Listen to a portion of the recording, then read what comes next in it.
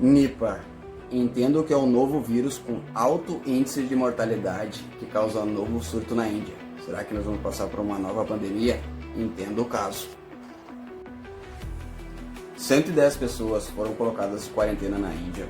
A doença tem um alto índice de letalidade e está na lista da OMS com potencial patógeno altíssimo para pandemia ou potencial epidêmico.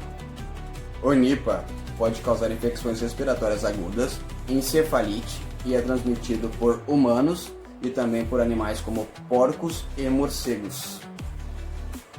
O vírus do Nipah também pode ser transmitido por alimentos contaminados e por pessoas infectadas.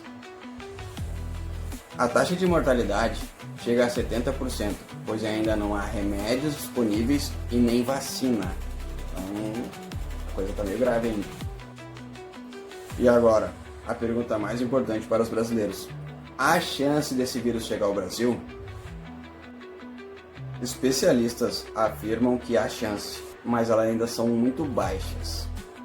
Eu já explico o porquê. Fica comigo e não deixe de curtir, de comentar, de compartilhar. Dá uma moral, porque é difícil fazer esse tipo de vídeo. Então agora eu vou explicar para vocês por que há chances, mas elas são baixas. Para a infectologista Caroline Lazari, o risco de infecção aqui no Brasil de virar uma pandemia é muito baixo, pois o morcego que carrega o patógeno não existe em território nacional, mas de qualquer jeito existem outras maneiras do vírus se espalhar, como alimentos contaminados e humano para humano, no contato de humanos com humanos. Então não deixe de seguir para a parte 2. Se vocês quiserem, deixe no comentário aí se vocês querem eu conte mais sobre esse caso aí, deixe mais detalhado.